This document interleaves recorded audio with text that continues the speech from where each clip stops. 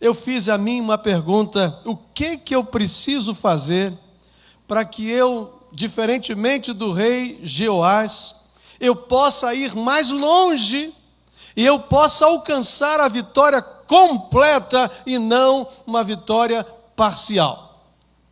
Olá, seja bem-vindo à Jornada do Conhecimento em Foco. Você já ouviu falar dos 3 C+, da JCF? Conhecer, crer e crescer. Falando de vida, como alcançar o nosso pleno potencial, ou pelo menos caminharmos na direção de alcançarmos o melhor de Deus para nós.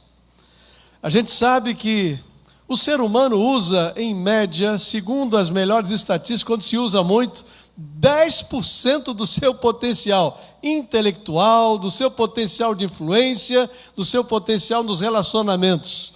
Isso são informações de palestras de lideranças, livros de liderança que apontam para esse percentual, viu, Léo? Você já imaginou se a gente conseguisse dar um upgrade aí, né? Olha só, um upgrade, né? Melhorar um pouquinho, só 5% mais. Já pensou se nós dobrássemos esta capacidade? Então, vejam que nós fomos feitos à imagem e à semelhança de Deus, que é pleno em tudo. Ele nos legou este grande desafio na nossa vida de nós sermos um pouquinho mais pleno. Inclusive, esta é a proposta de Jesus: eu vim para que tenham vida e a tenham plenamente. Vamos dizer juntos? Eu vim para que tenham vida e a tenham plenamente. Por isso que o tema de hoje é a posse plena da vitória de Deus sobre no processo da nossa vida, como a gente pode ir um pouco mais longe, tomar posse de tudo que o Senhor tem para nós, ou avançarmos um pouco mais do que o Senhor tem para nós. Não sei quantos se lembram desse texto da palavra, mas ele é um texto muito interessante e desafiador. E diz assim: e Eliseu lhe disse, Eliseu está falando para Jeoás, que é um rei sobre Israel: traga um arco e algumas lanças e algumas flechas. E diz a Bíblia, e assim ele o fez. Depois ele disse: pegue o arco em suas mãos. Está ali o profeta orientando o rei de Israel. Quando pegou, Eliseu pôs as suas mãos, olha a bênção, sobre as mãos do rei. Ele disse para abrir a janela que dava para o leste e atirar. A Bíblia diz, o rei o fez, então Eliseu declarou: esta é a flecha da vitória do Senhor, a flecha da vitória sobre a Síria. Você destruirá totalmente os arameus em Afeg, num determinado lugar. Em seguida, Eliseu mandou o rei pegar as flechas. Agora você vai lá, pegue flechas e você vai golpear o chão. A Bíblia diz, e o rei golpeou o chão 3 vezes e parou. O homem de Deus ficou irado com ele e disse: você deveria ter golpeado o chão 5 ou 6 vezes. Então iria derrotar a Síria e a destruiria completamente. Mas agora você a derrotará somente 3 vezes. O profeta estava acamado, e a sua doença era uma doença, a sua enfermidade era uma enfermidade para a morte. Os seus dias já estavam definidos, ele não viveria muitos dias mais, provavelmente, pelo seu avançar de idade e pela dificuldade da enfermidade pela qual passava. O rei Jeoás estava numa situação muito difícil como rei. O povo passava por uma situação muito complicada. E ele, então, não tendo a presença do profeta Eliseu, ele resolveu que mesmo lá no leito de enfermidade, ao invés dele ir lá e levar consolo para o profeta, abraçá-lo, orar pelo profeta, ele foi lá pedir ajuda.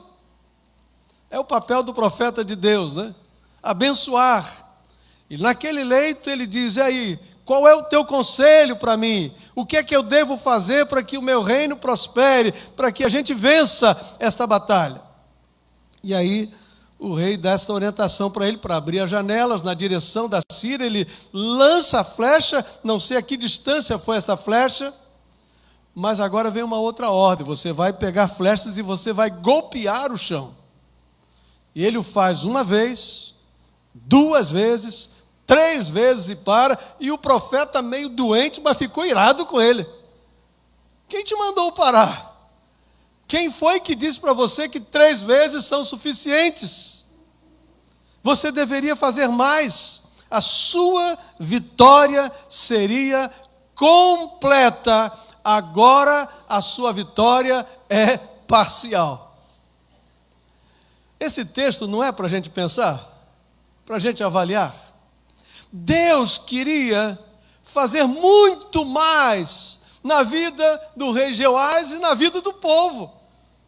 Mas ele diminuiu o tamanho da bênção sobre a sua vida, o seu reinado e sobre a vida de um povo inteiro, porque ele era líder de um povo inteiro.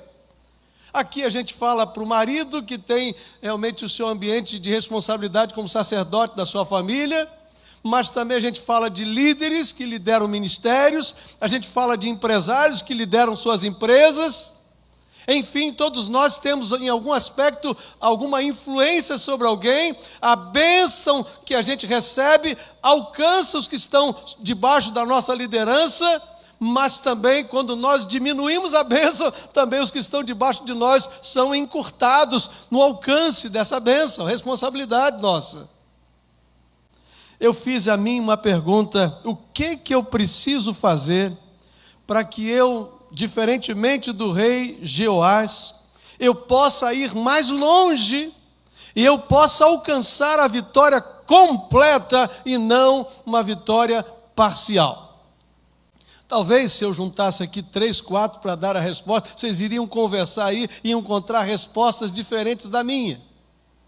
Mas eu quero propor apenas 3 respostas para essa ação nossa, para que a gente vá mais longe, para que a gente tenha um resultado melhor e alcance a vitória mais abrangente que Deus tem para nós, ou a bênção mais completa que Deus tem para nós. Quais são as 3 respostas? A primeira delas é crer, depois ser criativo e depois é a questão da persistência. Primeira resposta, ousando crer. Porque, meus irmãos, a fé, ela é fundamental no nosso processo de vida. Nós, como líderes, nós como famílias, nós como pessoas, nós precisamos estar sempre exercitando nossa fé em Deus.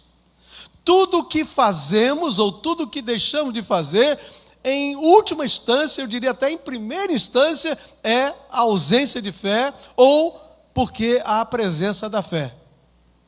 Você dirige o seu carro e aí você está confiante de que o outro não vai entrar na sua frente. Você crê que vai dar tudo certo. Você veio para a igreja, você está aqui, nós estamos debaixo de um telhado e a gente crê que nunca vai acontecer nenhum problema.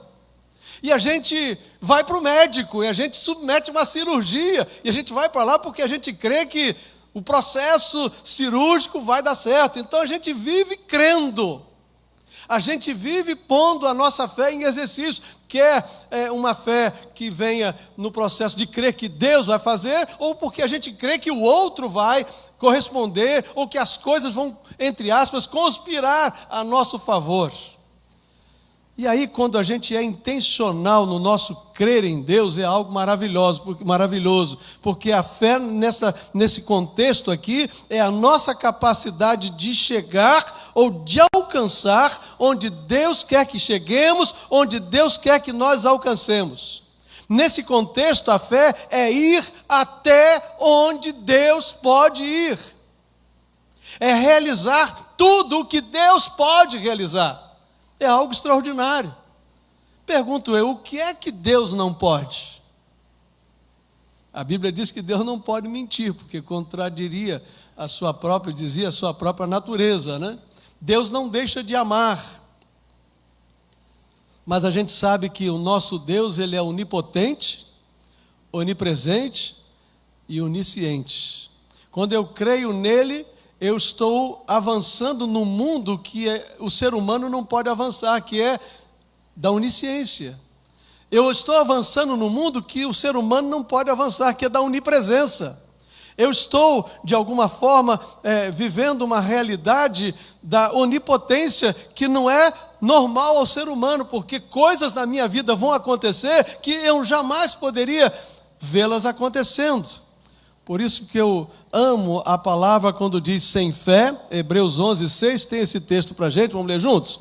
Sem fé é impossível agradar a Deus, porque ninguém pode se aproximar de Deus sem crer que Ele existe e é recompensador dos que honestamente o buscam.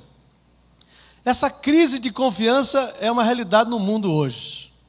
As pessoas muitas vezes acham que até sabem mais do que o outro está dizendo. Um profissional muitas vezes na área da tecnologia, na área da engenharia, na área da medicina e em outros aspectos, a pessoa, não, mas eu li isso lá, né? Ainda diz o nome do lugar que você leu, li lá no Google, né? Olha, doutor, eu já estou trazendo para o senhor aqui o meu diagnóstico, o que o senhor acha? Não é? E a gente vai, todo mundo sabe muito, todo mundo tem resposta para tudo, mas a Bíblia está dizendo que eu tenho que me recolher à minha insignificância e dizer, Deus, eu não tenho resposta para as minhas perguntas. Eu não sou suficientemente capaz de ir a algum lugar que só o Senhor pode ir, a alcançar determinadas realidades que só o Senhor pode alcançar. Eu preciso admitir a minha humanidade, a minha vulnerabilidade, que eu não sou tão forte assim, tão suficiente assim, tão conhecedor assim. E o diferencial é a nossa capacidade de crer. Sua fé é forte, pergunto eu, o suficiente para resistir a tudo e a todas as coisas? Nós somos testados todos os dias, e muito testados, né? É dentro de casa, né? Nos nossos projetos, nas nossas finanças, nós somos testados em nossos relacionamentos, né? Nós somos testados na nossa capacidade do autocontrole, da disciplina, do domínio próprio. Nós somos testados na nossa fé. Nós cremos mesmo que Deus nos ama em todo o tempo, ainda que eu tenha que sepultar um ente querido, eu continuo crendo que Deus me ama e que Deus é um Deus de amor. Então nós somos testados o tempo todo, e a maneira como nós respondemos a este teste de fé é a diferença do que vai acontecer ou não na minha vida. Mas o meu justo, diz a Bíblia, viverá pela fé. Diga comigo, mas o meu justo viverá da fé. E aí a gente já leu que sem fé é impossível agradar a Deus. Tiago nos ensina que a fé sem obras é morta, é sem sentido. Ou seja, eu preciso ousar crer. Por que eu digo isso? Porque eu vejo claramente nesse texto que aquele rei teve a iniciativa correta, ele foi a pessoa certa, é como se a gente fosse o próprio Deus. O profeta era uma representação de Deus na terra, ele foi a pessoa certa. Ele fez o pedido certo, mas na hora dele corresponder com fé, ele falhou na fé. Ele se limitou a fazer o basicão, a ficar na mesmice. Ele não ousou crer, ir além, ir um pouco mais. Na minha vida e na sua vida, o que é que eu preciso crer para que eu possa ir um pouco mais? Que áreas da minha vida eu tenho sido desafiado a depender mais de Deus do que em qualquer momento da minha vida? Que situações está me colocando diante do desafio de eu me inclinar diante de Deus e dizer, Senhor, eu não sou, mas o Senhor é. Eu não sei, mas o Senhor sabe. Eu não posso, mas o Senhor sabe. Não é fácil, eu sei que não é. Mas essa é a proposta para que eu tome posse da plena vitória de Deus, eu preciso ousar crer um pouco mais. Senhor, me ajuda em minha incredulidade. Talvez seja a nossa oração, né? Me ajude em minha incredulidade. Aumenta, Senhor, a minha fé. Me dê condições de ver com os olhos do Senhor, a enxergar o que o Senhor enxerga. Segunda coisa que eu vejo no texto é a criatividade. Ouse crer, mas ouve ser criativo também. Jeoás, ele não fez força nenhuma, vamos combinar, nós aqui, ele, né? Pega a flecha lá, atire no chão. Foi lá, pegou as primeiras que deram, pum, atirou uma vez, duas vezes, e pronto. Ou seja, ele não trabalhou a sua total capacidade. Ele podia ir um pouco mais além. Ele precisava apenas sair do seu quadrado, ele precisava sair daquela rotina, ele tinha que ser mais ousado. A frase que a gente já está acostumado com ela e a gente já conhece é que se queremos resultados diferentes, nós precisamos agir de maneira diferente. Não podemos querer resultados diferentes fazendo sempre do mesmo jeito. E ele não foi além disso, ele faz do mesmo jeito, ele não é criativo, ele não faz mudança nenhuma, ele não é ousado nesse processo, ele não sai da sua zona de conforto, ele não corre riscos, ele não está aberto para opiniões contrárias. O rei foi tímido demais para exercitar uma ordem que o rei lhe deu, muita timidez. Por isso que a Bíblia diz que os tímidos não herdarão o reino dos céus. Porque a pessoa deixa de tomar a iniciativa de crer, a iniciativa de ser criativo, de buscar jeitos diferentes, como é que eu posso ser mais efetivo na minha vida, no meu ministério, na minha empresa, na minha liderança, na minha vida pessoal, como é que eu posso ser mais criativo para melhorar os meus rendimentos, como é que eu posso ser mais criativo para melhorar os meus relacionamentos, como é que eu posso ser mais criativo para viver melhor a vida, para celebrar mais a vida, como eu posso ser mais criativo? E o meu Deus, gravem isso, e o seu Deus, Ele é o Senhor, o mestre da criatividade. É impressionante a capacidade criativa de Deus. O mundo, ou a realidade da criação era um caos. A Bíblia diz que havia um caos, não é? Estava tudo desorganizado. Não havia organização sobre a terra. E a Bíblia diz que a primeira atividade de Deus no planeta foi, vendo o caos que havia, Ele disse, haja ordem. E Ele então separa a terra das águas, e Ele faz esse mundo e diz, haja luz. Organizou, teve criatividade. E aí a gente vai vendo todo aquele processo criativo de Deus, quando Ele cria os répteis da terra. A gente sabe aí pelos documentários que por mais que as pessoas conheçam os animais desse planeta, ainda tem um réptil que a pessoa não conhece, tem um diferentezinho de todos os outros, que a gente fala, olha lá que coisa mais linda, não é extraordinária. E aí a gente começa a ver as espécies de pássaros. O Senhor não se limitou a fazer 5 espécies de pássaros, 10 espécies de pássaros, mas Ele cria pássaros para todas as regiões deste planeta, para o lugar mais frio, para o lugar mais quente, um que pode se mover quando o frio é intenso, quando o calor é intenso, vai para um lugar, vai para outro. Quanta criatividade, um canta de um jeito, outro canta de outro, um tem um colorido, outro tem um formato, um tem uma asa de um jeito, outro tem de outro. E a gente não ganha de Deus em criatividade, mas jamais. Deus é criativo demais. E eu gosto desta realidade de que existem hoje no planeta, está para sair agora uma informação, ou se está prevendo a ONU, que agora em setembro, outubro, nós vamos chegar a 8 bilhões de habitantes simultâneos no planeta Terra. Vocês já imaginaram isso? E a coisa mais linda é que não tem um ser humano igual ao outro.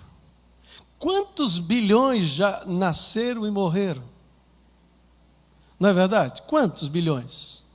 Hoje, chegando simultaneamente a 8 bilhões andando nesse planeta. Não tem um rostinho que seja exatamente igual ao outro.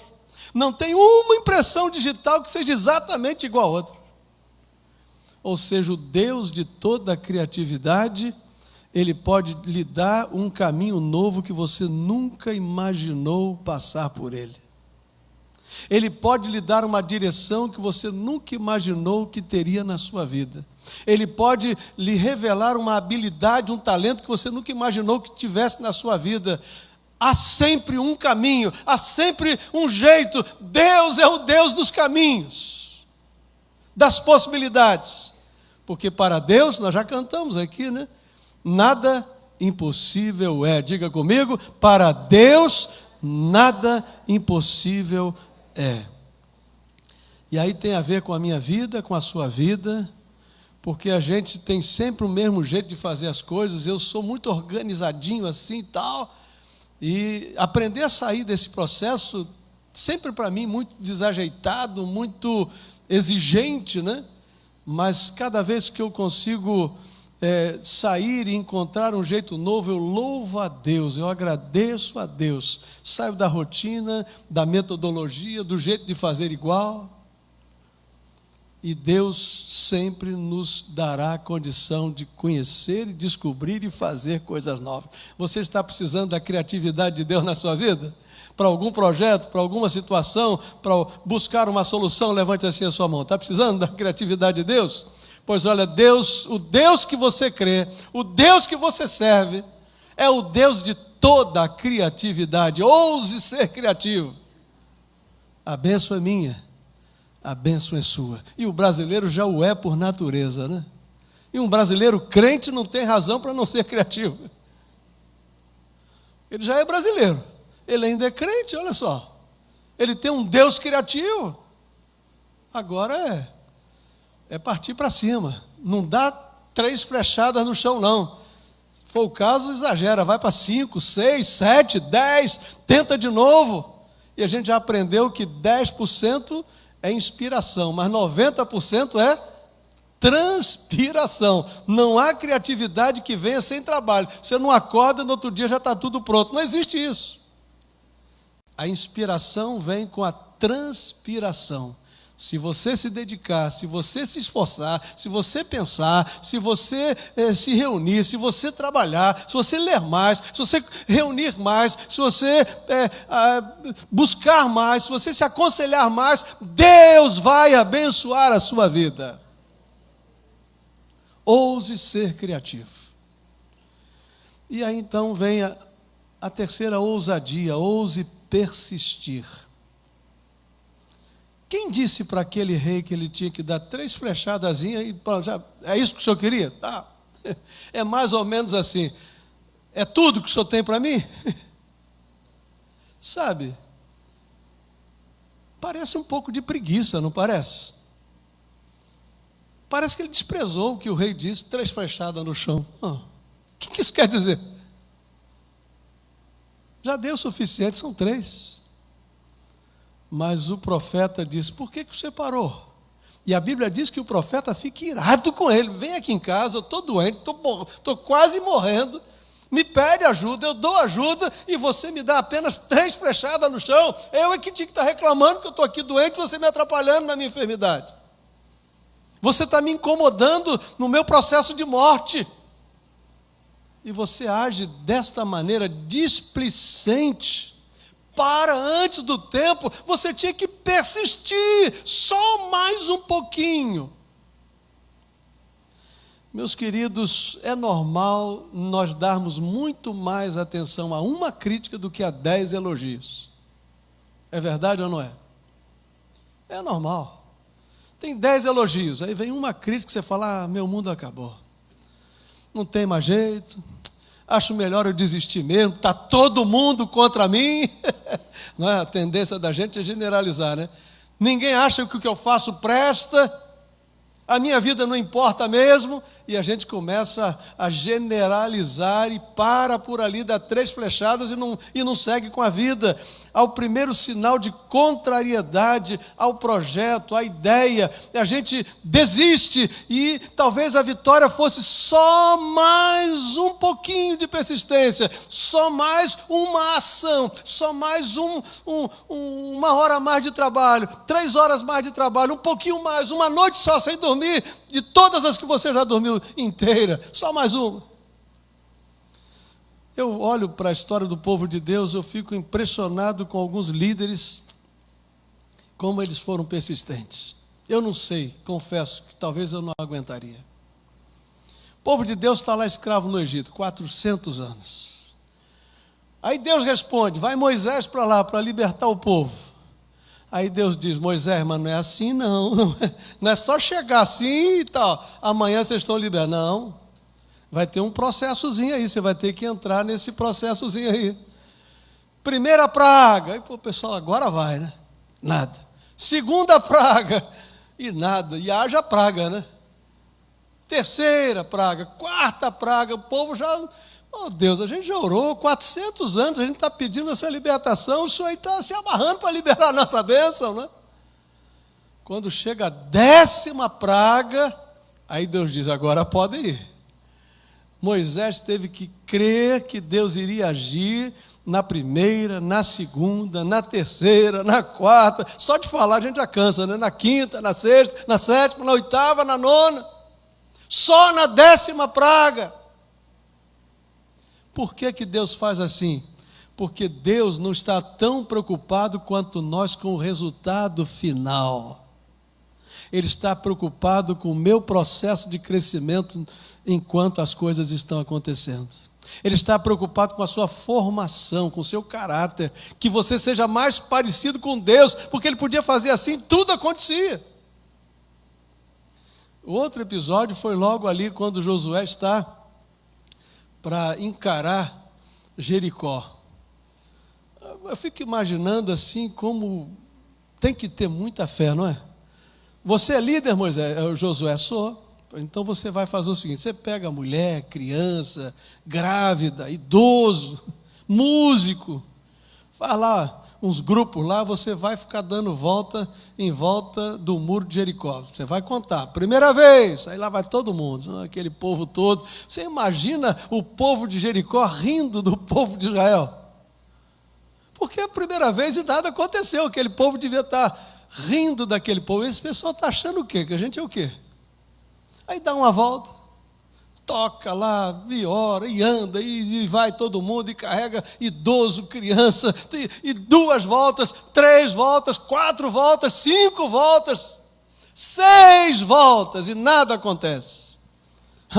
Quando o povo já estava achando que eles iriam ridicularizar o povo de Deus, que eles teriam passado a maior vergonha da história, aí vão para a 7ª volta. Quando eles concluem aquela 7ª volta, que as trombetas soam, eles têm que se afastar, porque aqueles muros que não seriam derribados de outra maneira, a não ser pela mão de Deus, eles vêm abaixo. E o povo de Deus entra em vitória na cidade de Jericó. Você teria uma paciência dessa como líder? Você já pensou nesse negócio? Se você fosse o Josué lá do povo? Você não ia bater um papinho com o papai do céu e dizer, Senhor, tem certeza que eu não vou passar vergonha depois de 6 voltas? Vai dar certo mesmo, eu estou levando criança comigo, mulher grávida, idoso. Eu estou levando gente de maca e tudo aí, porque tem que ser todo mundo, eu estou levando todo mundo. E se não acontecer nada? Então você vê criatividade, você vê fé e você vê persistência, está tudo no pacote. E a vitória de Deus na vida do povo é uma vitória para não deixar ninguém em dúvida. Não foi o homem, foi o Senhor. Glória a Deus por isso. Sabe por que Deus faz isso? Porque a gente tem uma tendência de esquecer que a glória é do Senhor. Porque a gente fica achando que quem vence são os melhores. Não, quem vence não é o melhor, nem o mais forte, é aquele que o Senhor quer que vença. A vitória são dos que creem, dos que buscam o Deus da criatividade, dos que persistem confiantes na ação do Senhor. Minha palavra, nesse tema em que a gente está sendo desafiado a alcançar o melhor do nosso potencial, é que a gente tenha as ações corretas para tomarmos posse da vitória de Deus mais abrangente para a nossa vida.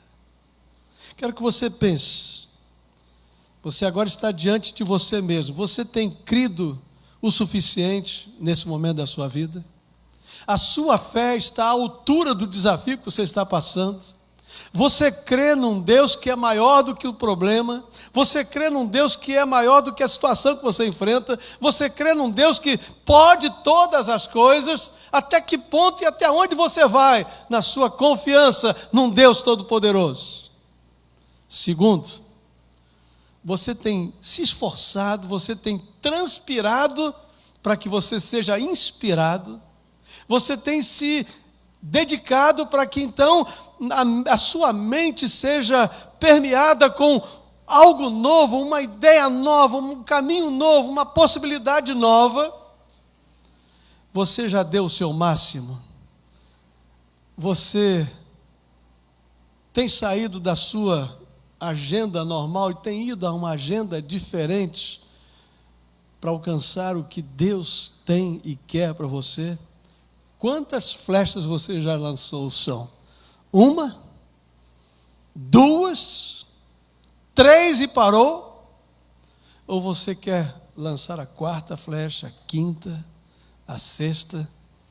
Qual vai ser o tamanho da sua vitória na sua vida pessoal, nos seus projetos, nos seus sonhos, nas suas realizações? Qual vai ser o tamanho da minha vitória? É para pensar, não é não?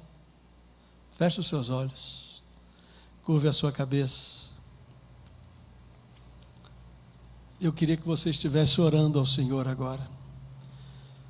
Quem sabe você precisa dizer: pastor, ore por mim, porque eu desisto cedo demais. Eu tenho uma facilidade de jogar a toalha. Na primeira crítica eu já acho que não vai dar certo. Quantos projetos maravilhosos já ficaram pelo caminho? Quantas coisas eu podia ter ido até o final, eu parei. Mas eu quero que o Senhor me ajude a ser mais persistente. Eu não quero parar na 3ª flecha. Eu quero dar mais 1, 2, 3 flechadas. Eu quero chegar a 6, a 7, a 8. Eu quero transpirar para poder ser criativo. A criação vem com transpiração. Eu quero me esforçar porque eu sei que Deus vai me revelar algo que eu ainda não vi. Vai me mostrar algo que ainda não percebi. Pastor, ora por mim, porque eu sei que eu posso, eu sei que vou chegar lá, eu sei que Deus tem algo mais para a minha vida, para a minha empresa, para a minha família, para o meu projeto, para o meu ministério. Eu quero orar ao Senhor. Talvez você tenha que levantar a sua mão e dizer: Senhor, me abençoe. É o seu caso? Levante a sua mão assim bem alto. Glória a Deus, glória a Deus, glória a Deus. Você se incomoda de ficar em pé para a gente orar? Porque a gente fica mais focado. Eu vou dizer uma coisa para vocês. A gente sempre acha que no passado foi mais fácil. Naquele tempo foi mais fácil. Pois eu posso dizer uma coisa para vocês. No tempo de Moisés não foi fácil, não. No tempo de Josué não estava fácil, não. Estava não. Provavelmente há 10 anos atrás, 14 quase, que eu comecei o pastorado, não estava fácil, não. Está mais fácil, não. Ou seja, a facilidade, ela vem porque Deus faz a coisa acontecer. Eu tenho plena convicção que se alguma coisa extraordinária tem acontecido na vida dessa igreja, no nosso ministério aqui, na nossa vida em família, em tantas outras coisas, é porque o Senhor faz a diferença. O que eu não posso é ser preguiçoso. O que eu não posso é parar cedo demais. O que eu não posso é perder a fé. Mas eu tenho que vibrar com o agir de Deus das pequenas coisas, porque as grandes estão vindo por aí. Você crê assim também? Amém? Por isso? Nosso Deus, a Tua palavra nos desafia a vivermos o melhor do Senhor, e nós estamos muito aquém do potencial que o Senhor nos deu, que o Senhor nos criou. O Senhor nos fez a imagem e a semelhança do Senhor. Quantas possibilidades temos, quantas oportunidades o Senhor já nos deu, e certamente o Senhor nos dará, porque Tu és o Deus das oportunidades, das coisas novas, dos caminhos novos. Pai, em nome de Jesus, ajuda-nos em nossa fraca fé, para que ela se fortaleça, para que não olhemos o gigante, mas o Deus que pode nos dar vitória diante do gigante. Pai, nos dê a criatividade que vem do Senhor. Quem sabe é só fazer um pouquinho diferente. Quem sabe é só mexer numa agenda, num horário, num jeito de fazer, numa aparência, num estilo, numa organização.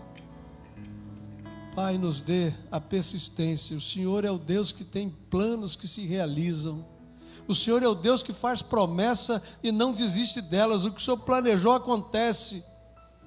Nos dê da Tua persistência. O Senhor é o Deus que não muda, não sofre variação. Nos dê, Senhor, essa capacidade de resistirmos, de sermos resilientes, persistentes, se temos a certeza de que o que estamos fazendo é do Senhor.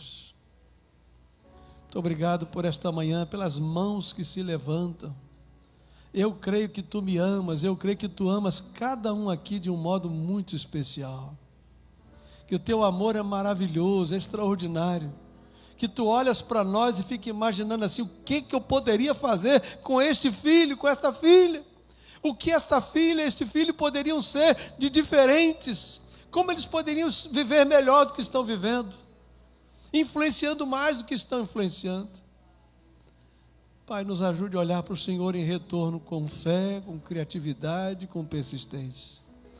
Sabendo que com Tuas mãos sobre nós vamos longe. O Senhor nos dará a vitória completa, Pai. Oramos em nome de Jesus. Amém.